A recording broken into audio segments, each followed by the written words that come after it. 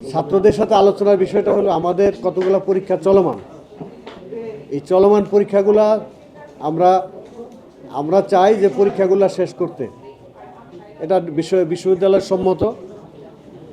এই ভর্তি সংক্রান্ত বিষয়ে অন্য যেখানে যে নতুন যে কাঠামোর কথা সরকার চিন্তা করছেন, সেই জায়গায় ভর্তির বিষয়টি নির্ধারিত হবে। আর তাদের যদি কোনো প্রয়োজনীয় সহায়তা লাগে সেটি বিশ্ববিদ্যালয় দিতে সম্মত আছে, যদি তারা সেটা নিতে চায়। আর চলমান পরীক্ষাগুলোকে আমরা চালাতে চাই, সেটা যদি ছাত্ররা সম্মত থাকে তাহলে এই ডেটগুলো ঠিক রেখে দু একটি পরীক্ষার তারিখ পরিবর্তন হয়েছে, সেটিও আমরা অবস্থা দেখে ডেটগুলো নতুন করে দেওয়ার কথা বলেছি। আশা করি সেটা অচিরেই সম্ভব হবে, যদি আমাদের পরীক্ষার্থীরা যদি এটাতে তাদের ভিন্ন কোনো মত না থাকে। কারণ তাদের চলমান আন্দোলনের সাথে এই দাবি দেওয়ার সাথে পরীক্ষাগুলো একটু ভিন্নতা, কারণ পরীক্ষা সবসময় কার্যসূচির আওতায় বাইরে থাকে, কিন্তু ওরা যদি সেটাতে সম্মত থাকে তাহলে আমরা অবশ্যই পরীক্ষাগুলো চালাতে চাই।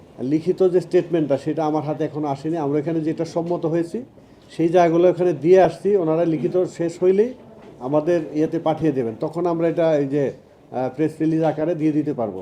কারণ আমার এখানে আরেকটি প্রোগ্রাম ছিল, কারণ একটা হলো শিক্ষকদের সাথে বসা, কারণ কালকের যে অনাকাঙ্ক্ষিত ঘটনা সেটি আমাদের এই শিক্ষকরা অনেকেই জানেন না। অর্থাৎ আমাদের সাথে কালকে বিশেষ করে হোস্টেল সুপার সহ 10 থেকে 12 জন শিক্ষক সারা রাত ছিলাম আমরা।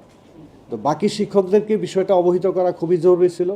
সেই জন্য আমি শিক্ষক পরিষদকে বলেছিলাম যে 10:30 একটা জরুরি সভা দেওয়ার জন্য। তো সেই ক্ষেত্রে একটু সময় লাগছে, যে আমরা 11টায় শুরু করতে পেরেছি। এখানে তিনবার ওদের দেওয়া আছে, আবেদন দেওয়া আছে, সেগুলো সব আলোচনা হয়েছে। সর্বশেষ আজকে সকালে যে 6 দফা দাবি, সেগুলো সেখানে আলোচনা হয়েছে। কিছু বিষয় আছে যেটি যেমন উনি প্রবিসি মহোদয় গতকালকে একটা দিয়েছেন, তার বিবৃতি দিয়েছেন অনলাইনে, সেটি আমরা ছাত্রদেরকে প্রচারের জন্য দিয়েছি। তারপরে হলো বিশ্ববিদ্যালয় তাদের প্রশাসনিক সিদ্ধান্ত কী নেবে, এইটা আমরা সিদ্ধান্ত নেওয়ার মতো আমাদের এখানে সুযোগ নাই, এটা ওনারা নেবেন কি করবেন।